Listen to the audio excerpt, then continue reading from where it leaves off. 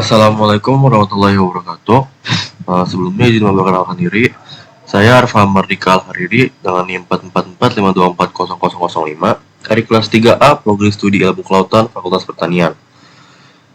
Dan tujuan dibuatnya video ini adalah sebagai tugas pengganti UTS Bahasa Indonesia.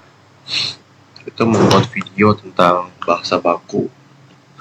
Dan untuk tema atau topik yang saya pilih untuk video ini adalah bahasa baku dalam bermedia sosial. Oke, langsung saja kita masuk ke materinya. Yang pertama ada definisi dari bahasa baku. Bahasa baku adalah ragam bahasa yang digunakan sesuai dengan kaidah bahasa Indonesia yang benar, baik dari segi ejaan, tata bahasa, maupun pemilihan kata.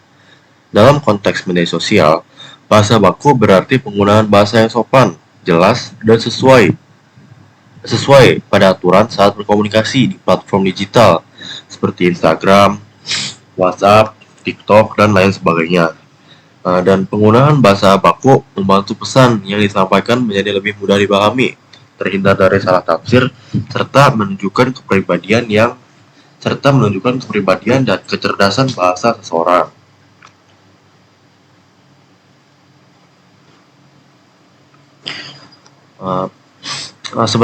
Selanjutnya itu ada seberapa penting sih penggunaan bahasa baku ini untuk di media sosial. Jadi bahasa baku ini penting digunakan di media sosial karena mencerminkan kepribadian, etika, dan profesionalitas pengguna. Melalui bahasa baku, seseorang dapat menunjukkan kesopanan serta rasa hormat terhadap orang lain. Selain itu, penggunaan bahasa yang sesuai kaidah membantu menghindari kesalahpahaman dalam komunikasi daring. Bagi lembaga sekolah atau instansi pemerintah, bahasa baku juga menjadi bentuk tanggung jawab publik agar pesan yang disampaikan terlihat lebih kredibel dan dapat dipercaya. Selanjutnya itu ada ciri-ciri penggunaan bahasa baku di media sosial. Yang pertama itu menggunakan ejaan dan tanda baca yang benar. Dalam artian penulisan huruf kapital, tanda titik, koma, dan tanda seru harus sesuai dengan kaidah ejaan bahasa Indonesia. Hal ini membuat tulisan terlihat rapi dan mudah dipahami. Yang kedua itu menghindari kata gaul atau singkatan yang berlebihan. Bahasa gaul seperti by the way yang ditulis BTW, banget yang disingkat jadi banget, BGT, atau enggak, atau gue juga, sebaiknya dihindari dalam konteks formal, menggunakan padanan bakunya agar lebih sopan. Yang ketiga, tidak mencampur bahasa asing tanpa alasan yang jelas. Dalam artian, campuran bahasa Indonesia dan Inggris sering membuat kalimat tidak konsisten dan terlihat tidak resmi. Jadi harus menggunakan bahasa asing hanya bila tidak ada padanan kata dalam bahasa Indonesia. Selanjutnya yang keempat, menghindari kata kasar, ejekan, dan ujaran kebencian. Bahasa baku selalu mencerminkan kesopanan dan menghormati orang lain. Sikap santun dalam berbahasa di media sosial membantu menciptakan lingkungan digital yang positif. Dan yang terakhir, menggunakan kata baku sesuai Kamus Besar Bahasa Indonesia atau KBBI. Jadi dalam penggunaan bahasa baku di media sosial ini, kita harus menggunakan kata baku yang sesuai dengan Kamus Besar Bahasa Indonesia, seperti itu.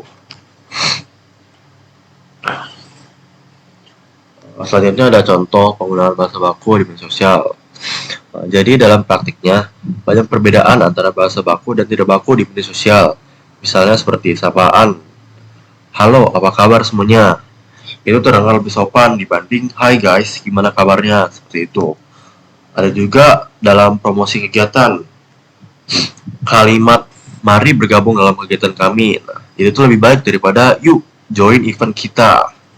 Jadi pada kalimat mari bergabung dalam kegiatan kami ini lebih sopan atau lebih formal daripada kalimat yuk join event kita. Seperti itu.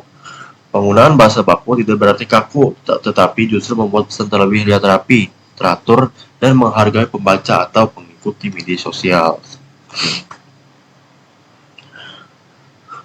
Selanjutnya ada dampak penggunaan bahasa baku di media sosial.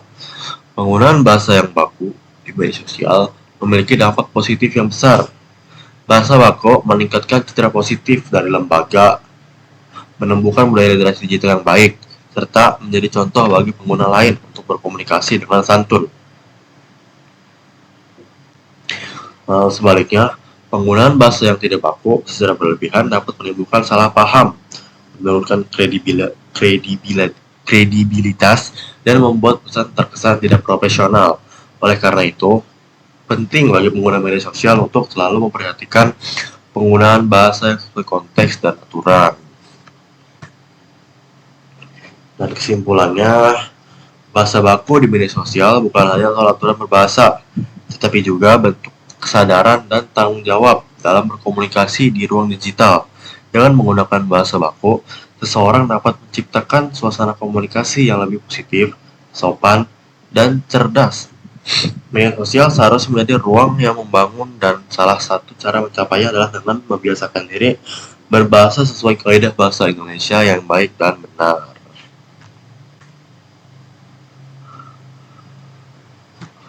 Uh, Mungkin cukup sekian presentasi mengenai penggunaan bahasa baku dalam bermedia sosial ini.